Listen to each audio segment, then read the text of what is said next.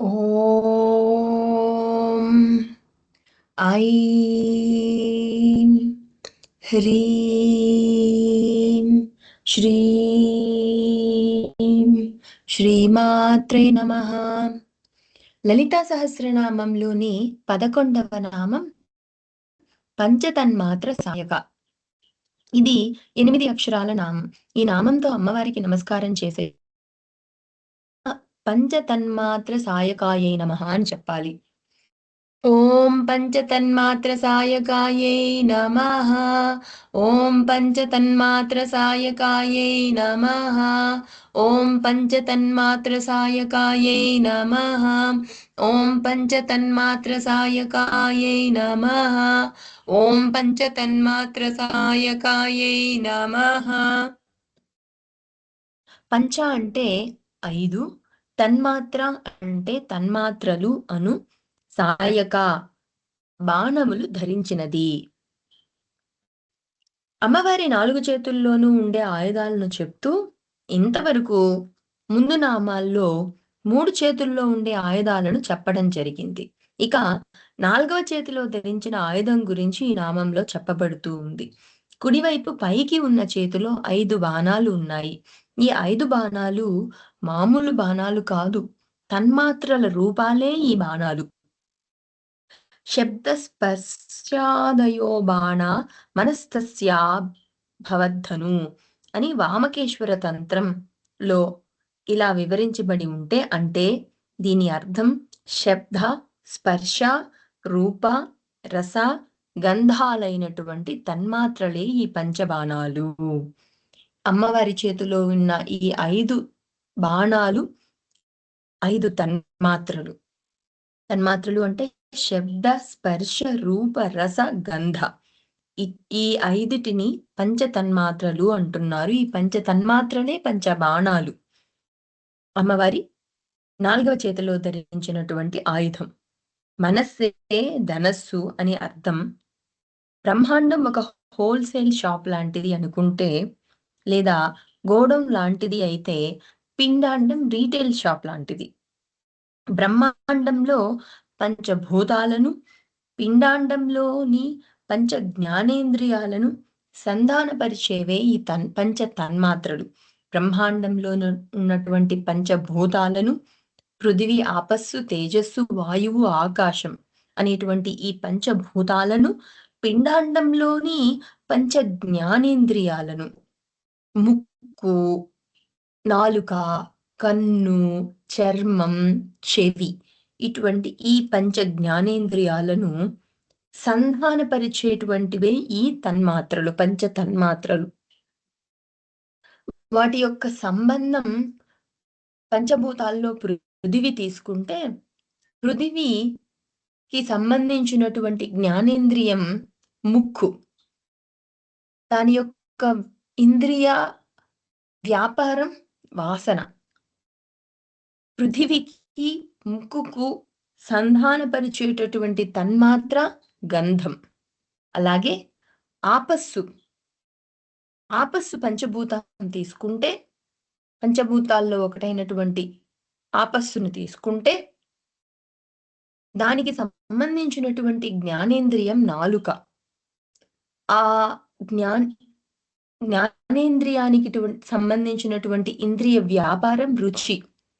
ఈ జ్ఞానేంద్రియాన్ని ఆపస్సు యొక్క పంచభూతాల్లోని ఒకానొక భూతానికి సంధానం చేసేటువంటి తన్మాత్ర రసం. అలాగే 3వదైనటువంటి పంచభూతాల్లో ఒకటి తేజస్సు.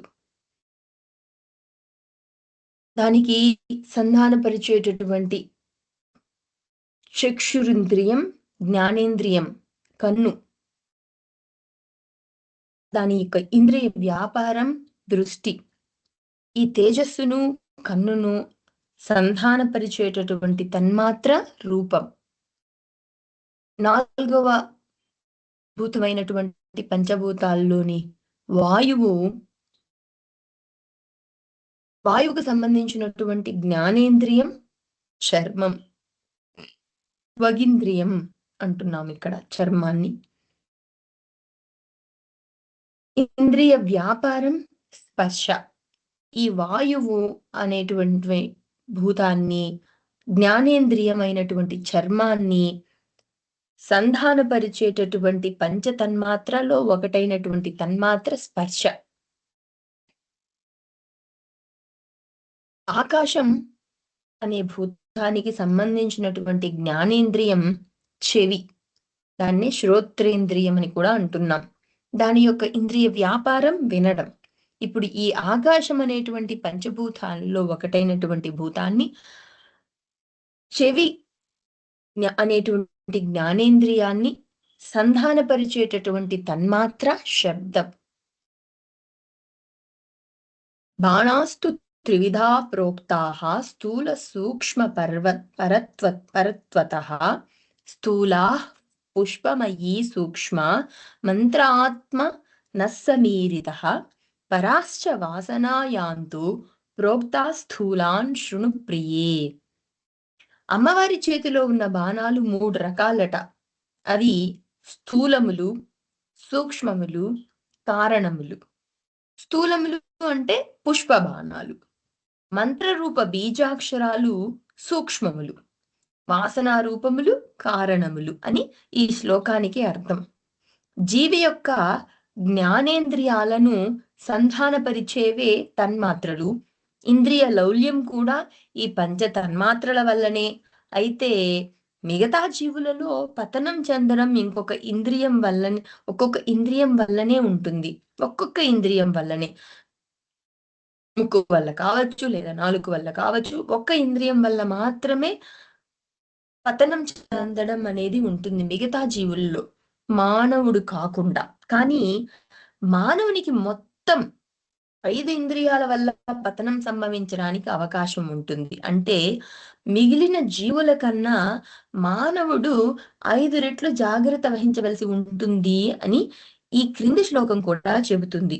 కురంగ మాతంగ పతంగ భృంగ మీనాహ హతః పంచభిరేవ పంచ ఏకం ప్రమాదీ కథనం వహన్యతే యస్సేవతే పంచభిరేవ పంచ అని గరుడ పురాణంలో శ్లోకంలో వివరించబడిన విధంగా లేడి శ్రోత్రేంద్రియ లౌల్యం కలిగి ఉంటుంది, ఏనుగు స్పర్శేంద్రియ లౌల్యం కలిగి ఉంటుంది, మిడుత రూపేంద్రియ లౌల్యం, తుమ్మెద రసనేంద్రియ లౌల్యం, చేప ఘ్రాణేంద్రియ లౌల్యం వల్ల పతనం చెందుతాయి అని. కానీ మానవుడు అన్ని ఇంద్రియాల వల్ల పతనం చెందడానికి అవకాశం ఉంటుంది. కాబట్టి 5 రెట్లు ఇంకా ఎక్కువగా జాగ్రత్త వహించవలసి ఉంటుంది అని ఈ శ్లోకం చెప్తూ ఉంది. మన్మధుడు ముల్లోకాల్లోని వాసులందరికీ చిత్తక్షోభం కలుగజేసి వారి మీద పెత్తనం చలాయిస్తున్నాడు. అంటే ఈ పంచేంద్రియ లౌల్యాలను ఆసరాగా తీసుకొని పంచ తన్మాత్రలనే బాణాలతో వాళ్ళను జయిస్తున్నాడు అని అర్థం. ఇదే సౌందర్యలహరిలోని 6వ శ్లోకం కూడా చెప్పబడింది. బాణానికి బీజాక్షరం క్లీం అని పూర్వం చెప్పబడింది. క్లీం అనేది కామకళా బీజం. ఇది ఆకర్షణకు, సమ్మోహానికి చెందినది.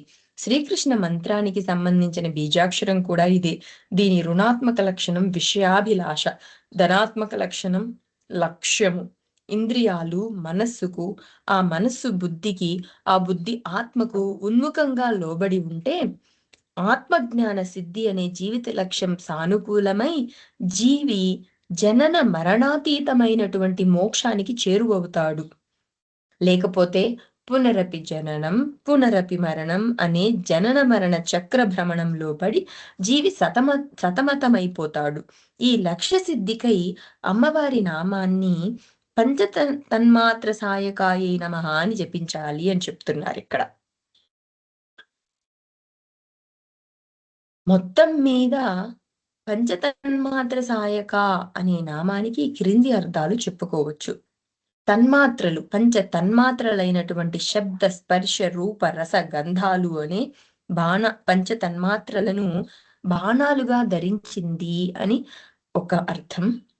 పంచ జ్ఞానేంద్రియాల ద్వారా పొందిన జ్ఞాన శుద్ధిని బట్టి ఆత్మజ్ఞాన లక్ష్యమునకు చేర్చునది అని రెండవ అర్థం. ఓం పంచ తన్మాత్ర సాయకాయై నమః. ఏతత్ సర్వం ఫలం శ్రీ సద్గురు చరణారవిందార్పణమస్తు.